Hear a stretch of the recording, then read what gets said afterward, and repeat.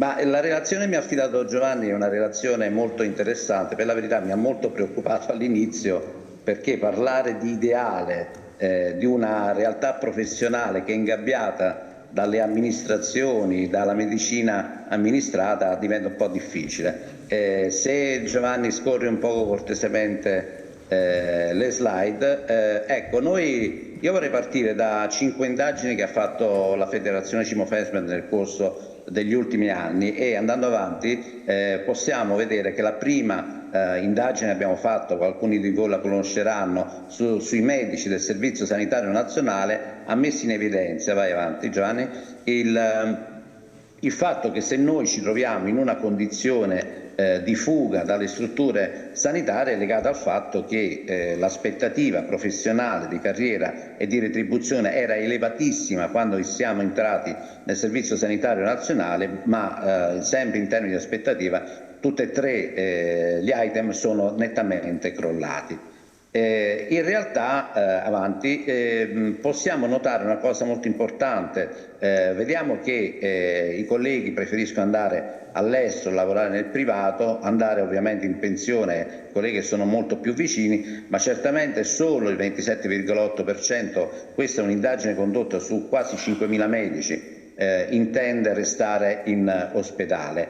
Ma perché? Perché avanti le ore di lavoro settimanali sono sempre eccessive, vedete c'è fino a 48 ore il 53% dei medici ospedalieri lavora in una struttura ospedaliera a settimana, ben oltre 48 ore il 20%. Ma a questo si aggiunge, se avanti, anche il credito di giorni di ferie. Più di 10 giorni sicuramente sono, vedete, una percentuale elevatissima, il 43% deve usufruire ancora di 50 giorni e addirittura c'è gente di oltre 100 giorni. Io conosco ovviamente colleghi che hanno anche 200, 300 giorni. Altro aspetto da considerare è la percezione che il medico dedica all'atto medico, che in realtà è esiguo, il 22%, perché tutto è legato alla cosiddetta attività amministrativa che ricopre in una parte enorme, il 56% del proprio lavoro quotidiano. Avanti. Un altro aspetto della vita è quello che i medici che sono stati intervistati ritengono la propria attività lavorativa sia piuttosto insoddisfacente e solo il 3% degli anziani e il 13% dei giovani continua a ritenere che sia ottimo, però in realtà se vedete si lavora piuttosto male, la percezione è abbastanza elevata. Poi siamo andati avanti facendo un altro dossier che l'abbiamo intitolato Medici senza futuro e futuro senza medici. Ne abbiamo parlato anche in occasione dell'incontro organizzato dalla FONOM al Teatro Argentina e tutto questo mette in evidenza avanti alcuni aspetti. Sicuramente mette in evidenza medici che hanno grandi difficoltà perché si trovano di fronte a circa 35.000 contenziosi l'anno, 100 denunce al giorno e poi premi elevatissimi, 2.500 casi di violenza, 12.000 aggressioni all'anno, ma la cosa che mi ha colpito molto sono i 2.956 provvedimenti disciplinari che stanno per quanto riguarda la dipendenza, il più elevato della pubblica amministrazione. Ovviamente non hanno sbocchi di carriera.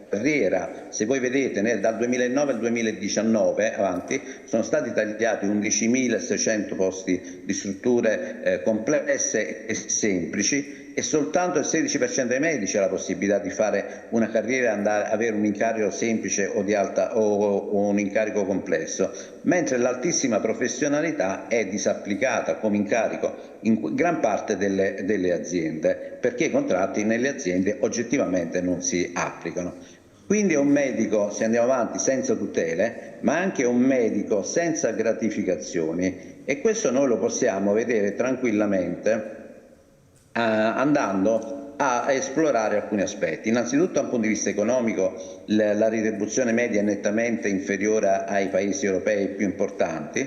I fondi non sono, rimangono nelle pance delle aziende. L'ultima indagine che abbiamo fatto stimano in circa 500 milioni di euro che le aziende ancora devono dare al personale medico perché non applicano i contratti, c'è una perdita del potere d'acquisto che è progressiva ed è ormai cronicizzata nel corso degli anni, e l'onorario legato alla libera professione intramedia ovviamente finisce una busta paga, soltanto il 30% entra nelle tasche del medico, tutto il resto se ne va attraverso tasse e altro, per cui diventa poco competitiva la libera professione.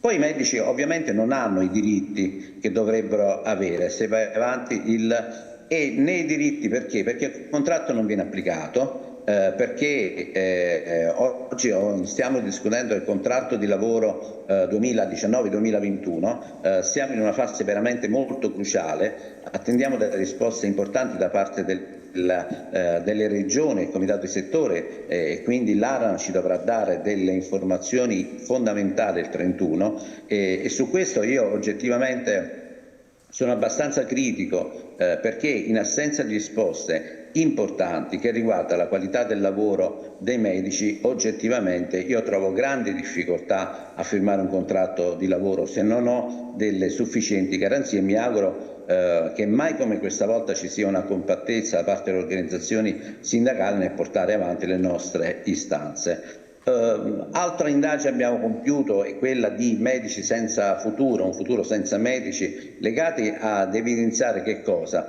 Legate non solo all'abbandono, ma anche al fatto che i giovani non solo non entrano nelle scuole di specializzazione, quelle chiaramente più complesse, tipo la medicina d'urgenza, ma ci sono troppe borse di studio che non sono assegnate o sono rifiutate, ma molti non vogliono proprio più lavorare nel servizio sanitario pubblico.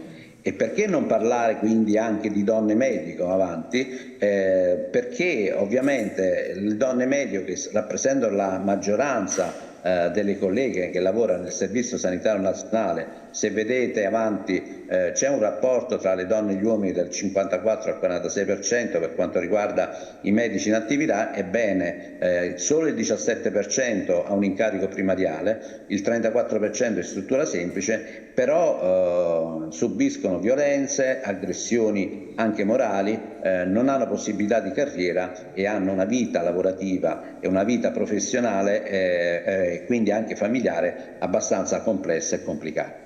In sintesi, i medici si trovano in ostaggio e le cause le sappiamo tutte, da una ridotta autonomia a dei budget virtuali, al mancato rapporto fiduciario, ai tempi di cure troppo lunghi, al burnout, ai contenziosi, ai contratti di lavoro non applicati, alla medicina amministrata, alle aggressioni, ma soprattutto non hanno più una vita privata, e questo ovviamente inficia molto la propria attività lavorativa, tant'è vero che poi alla fine di tutte quante queste condizioni che si vengono a creare, cosa succede? Succede che emerge il fenomeno dei medici a gettoni, per cui da un'indagine condotta dalla federazione su 1000 medici, il 38% circa ha dichiarato che è pronto a dimettersi da dipendente del Servizio Sanitario Nazionale per lavorare nelle cooperative. E allora chi sono questi medici? Coloro che hanno il 50% sono i giovani. Poi c'è una importante percentuale che va dai 36 ai 45 anni, che rappresenta il 45%, e gli anziani ovviamente sono più vicini alla pensione, sono meno interessati.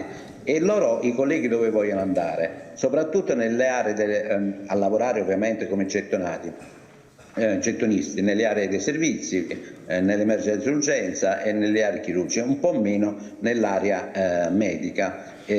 Ma in ogni caso la motivazione che li spinge avanti, Giovanni, ad andare avanti è legata prevalentemente ad avere un tempo libero, maggiore autonomia, dedicare più tempo alla propria famiglia e avere meno compiti burocratici. Poi si scelgono i turni e noi ovviamente siamo nettamente contrari a questo fenomeno che poi surroga tutta quanta l'attività pubblica. Allora occorre, dal mio punto di vista, ripartire dal codice deontologico, che secondo me rappresenta, come diceva anche Silvestro prima, un aspetto fondamentale che deve procedere parallelamente al contratto di lavoro. I sindacati devono in ogni caso sostenere con forza i propri diritti. Però il codice deontologico è fondamentale e parte dall'articolo 4, libertà, indipendenza, autonomia e responsabilità. Sono 4 pilastri fondamentali dell'esercizio della professione medica, perché il medico deve essere autonomo nella scelta sia diagnostica che terapeutica.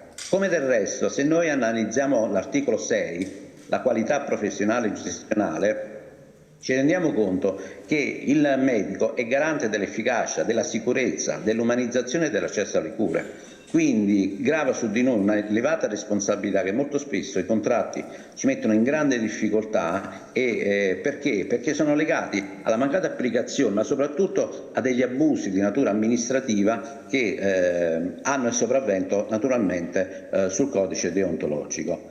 Altro aspetto, lo status professionale, il rispetto dell'orario di lavoro. Perché è importante? Perché è a garanzia delle condizioni psicofisiche del medico. Se il medico, come abbiamo visto prima, fa degli orari oltre le 48 ore settimanali, è normale che poi gli eventi avversi tendano ad aumentare per stanchezza e quindi di conseguenza il codice deontologico ce lo ricorda periodicamente su come deve essere modulato l'orario di lavoro. Altro aspetto è la qualità e l'equità delle prestazioni, perché il medico deve garantire nella struttura in cui deve avere la garanzia dalla struttura in cui opera la capacità che la struttura crei quegli ambienti, quelle modalità di lavoro che siano atte ad assicurare davvero la sicurezza delle cure. Molto spesso questo non succede. Abbiamo visto quei tempi di attesa degli ultimi eventi anche da voi in Veneto. Non è possibile creare dei letti a castello e seguire in successione progressiva senza avere il tempo necessario il paziente e senza dedicare al paziente il tempo che ci vuole. Ma in ogni caso le strutture devono essere anche adeguate per poter garantire quella sicurezza che è fondamentale per evitare anche ridurre il contenzioso. L'articolo 19 ci impone anche un altro aspetto importante: il medico deve costantemente aggiornarsi, però le aziende devono anche investire nella formazione. Vi ricordo che dai conti economici degli ultimi 10 anni le aziende hanno più che dimezzato il loro budget ed in ogni caso il budget di formazione è sempre sottostimato rispetto a quello che prevede la normativa. La relazione di cura, articolo 26, altro aspetto fondamentale del codice. Io nel fare questa relazione ho riscoperto per l'ennesima volta l'importanza del codice deontologico che la FNOM intende, secondo me, portare avanti sempre di più in maniera più cogente. E il tempo di cura è attenzione, è ascolto, è riflessione nell'agire, ma oltre al tempo di cura è anche il tempo di comunicazione che diventa un tempo di cura, e vi sono una serie di articoli, se vai avanti Giovanni cortesemente, che vanno dalla certificazione alla documentazione sanitaria, alla cartella clinica e così via, al consenso informato. Sono tutti aspetti, secondo me, che sono fondamentali per quanto riguarda il rapporto che esiste tra il tempo di comunicazione e il tempo di cura. Ora, quindi qual è la domanda che si pone? Quale sarà la sanità del futuro e come si troverà ad operare il medico in questo contesto? Il medico del futuro dovrà sicuramente avere delle conoscenze non solo che riguardano la medicina tradizionale, ma anche l'ingegneria biomedica, ma soprattutto gli aspetti della salute fisica, psicologica, il benessere. Giovanni, se vai un attimo indietro cortesemente, bisogna avere una visione d'insieme nella sanità del futuro, avanti Giovanni, che riguarda soprattutto quella che noi definiamo One Health, cioè una visione globale per quanto riguarda l'approccio al paziente. Se vai avanti, in tutto questo chiaramente il Covid ha messo in gioco una serie di risorse che sono utilizzate attraverso quel piano nazionale di ripresa e resilienza, dedicando una serie di risorse, però purtroppo questo PNRR dal mio punto di vista serve a ben poco, perché si continua a lavorare per compartimenti stagno. Se vai avanti, notate infatti che delle 6 missioni che sono messe in gioco con 191 miliardi, la missione 6 non dialoga quasi mai con l'inclusione e coesione, che è fondamentale per quanto riguarda anche la medicina del territorio, non dialoga con la missione 4, l'istruzione e ricerca, non dialoga con la rivoluzione verde e la transizione ecologica, e quindi qui mi riferisco a uomo, ambiente e animale, e non dialoga con la digitalizzazione, rispetto al quale la missione 6 ha tantissimi strumenti innovativi, cioè finanziamenti dedicati proprio a quella che è la transizione e innovazione tecnologica in sanità. Quindi noi continuiamo a lavorare per compartimenti stagno e se va avanti. Perché? Perché siamo abituati ad una dicotomia tra Stato e regioni, pubblico e privato, ospedale e territorio, dipendenza e convenzionata, e questo crea dei grossi ostacoli proprio legati alla impossibilità di abolire quelli che noi chiamiamo silos. Allora qual è il ruolo del medico rispetto alla medicina del futuro?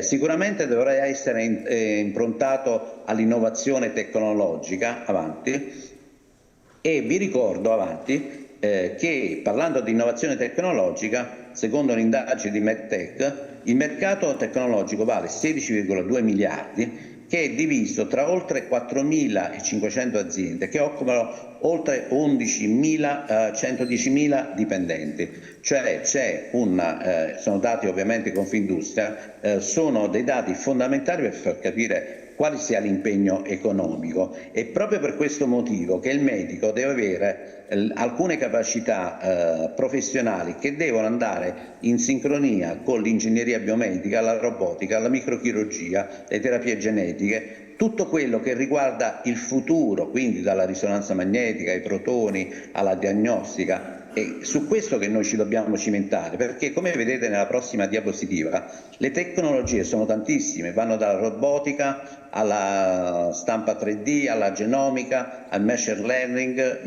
nanotecnologie, intelligenza artificiale, e ben ha fatto ENPAM a costruire questo Dipartimento del Futuro, dove ha messo in campo tutte le sue forze per il Tech 2 Doc, che è una struttura dell'ENPA dedicata alla tecnologia e fa anche formazione.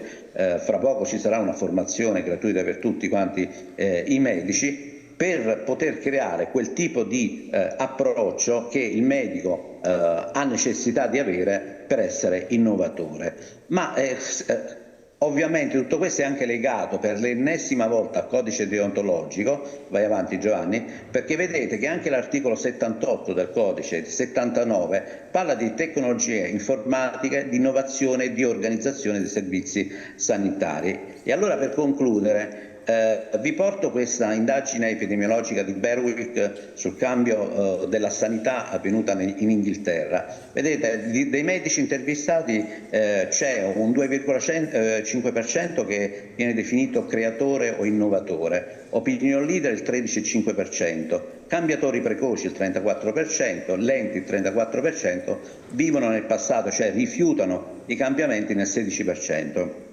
L'augurio che io mi pongo sempre è quello che i medici siano tutti opinion leader, perché l'evoluzione del cambiamento presuppone la partecipazione attiva di noi medici e noi dobbiamo essere i protagonisti del nostro futuro. Se non capiamo questo processo innovativo, probabilmente vivremo nel passato per sempre.